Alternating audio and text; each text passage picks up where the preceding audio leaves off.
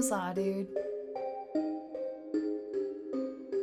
Hi guys, welcome back to my YouTube channel. So I recently have gotten addicted to Stranger Things. I had kind of watched it a little bit, but it was sort of hard to get into. But now I think I'm on episode 5 and I'm really starting to like it. So if you guys watch Stranger Things, comment down below. Let's just jump right into today's case. Today's case is about Harold Shipman, who was also known as Dr. Death, the Angel of Death, and the Good Doctor. So maybe you recognize him more by those nicknames.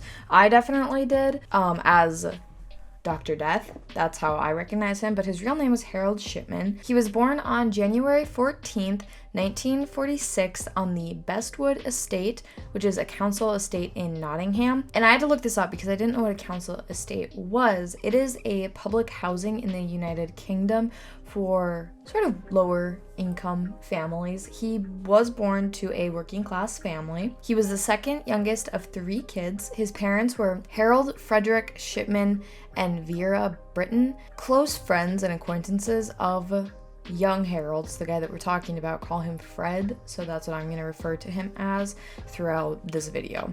His dad was a lorry driver. In British English, a lorry is a large vehicle used for transporting goods by road, so he was a truck driver, and his parents were very devout Methodists. Harold was an accomplished rugby player in youth leagues, and he passed his 11 plus, and so this too I had to look up. The 11 plus is a standardized examination administered to some students in England and Northern Ireland in their last year of primary education, which governs admission to grammar schools and other secondary schools which use academic selection. In 1957, that's when he passed. So he definitely was a smart guy. He was a fantastic distance runner. In his final year at school, he served as vice captain of the athletics team.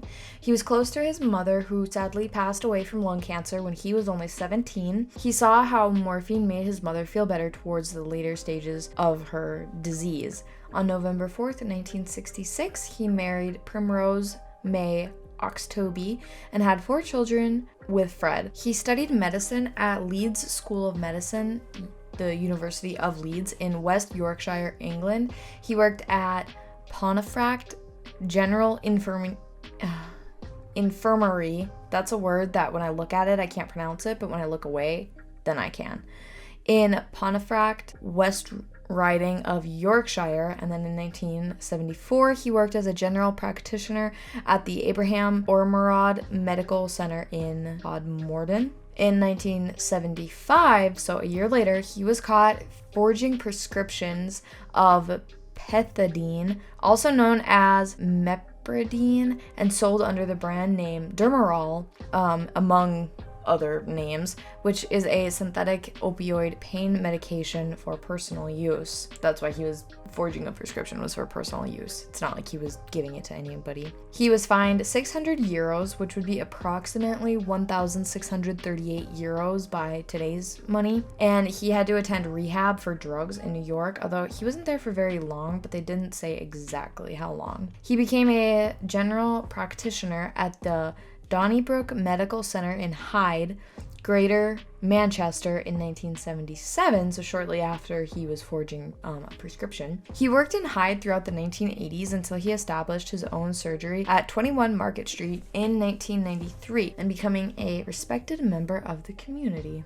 In March 1998, Linda Reynolds of the Brook Surgery in Hyde expressed concerns to John Pollard, the coroner for the South Manchester district, about the high death rate among Fred's patients, but especially about the large number of cremation forms for elderly women that he needed countersigned, which is a signature attesting the authenticity of a document already signed by another. Police, however, couldn't find enough evidence to bring charges and closed the investigation on April 17th, 1998. He became suspicious because after the case was closed, he killed 3 more people. In August, a taxi driver named John Shaw told the police that he suspected Fred of killing 21 patients and that he was suspicious because many of the elderly customers he took to the hospital, who seemed to be in good health, died in Fred's care. Fred's last victim was Kathleen Grundy, who was found dead at her home on June 24th, 1998. He was the last, as in Fred, was the last person to see her alive and sign the death certificate claiming old age as her cause of death. However, Kathleen's daughter, Angela Woodruff, I actually know someone whose last name is Woodruff, that's kind of funny,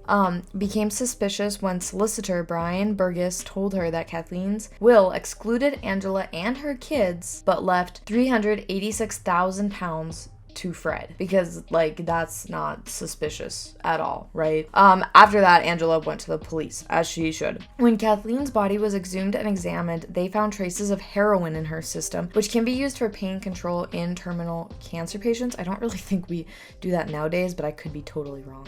During the trial, he used comments he had written to that effect in his computerized medical journal. However, those comments were written after her death. He was arrested September 7th, 1998. Investigators found him to be in possession of a Brother typewriter, which Brother is like a brand of typewriter, and it was the type that was used to make a forged will. The police investigated 15 other deaths that he had certified, and they discovered a pattern of his administering lethal doses of heroin, signing patients' death certificates, and then falsifying medical records to indicate that they had been in poor health. On January 31st, 2000, after 6 days of deliberation, the jury found Fred guilty of 15 counts of murder and 1 count of forgery. He was sentenced to life in prison on all 15 counts. He denied any guilt, and his wife maintained that he was not guilty even after his conviction. He committed suicide in prison on January 13th of 2004, and in 2005, an official report found that he had killed an estimated 250 people beginning in 1971. So, not really a small number, but yeah.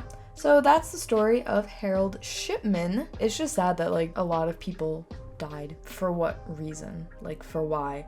I know that he became interested in medicine after seeing what his mom had gone through, but that doesn't really explain why he just overdosed people just because. Like, I understand wanting to become a doctor because, you know, he saw how doctors worked on his mom and tried to make her life better, but it's like, killing people? That's kind of the opposite of what doctors try to do, you know? So, I don't know. I thought this case was fairly interesting. Let me know what you guys think down in the comments. Comment on any cases that you would like me to do videos of, and I will definitely look into them. But as for me, that is all today. All my case sources are linked in the description box down below if you would like to do any of your own research. But other than that, I hope you guys have a fantastic day, and thanks for watching. Bye, guys.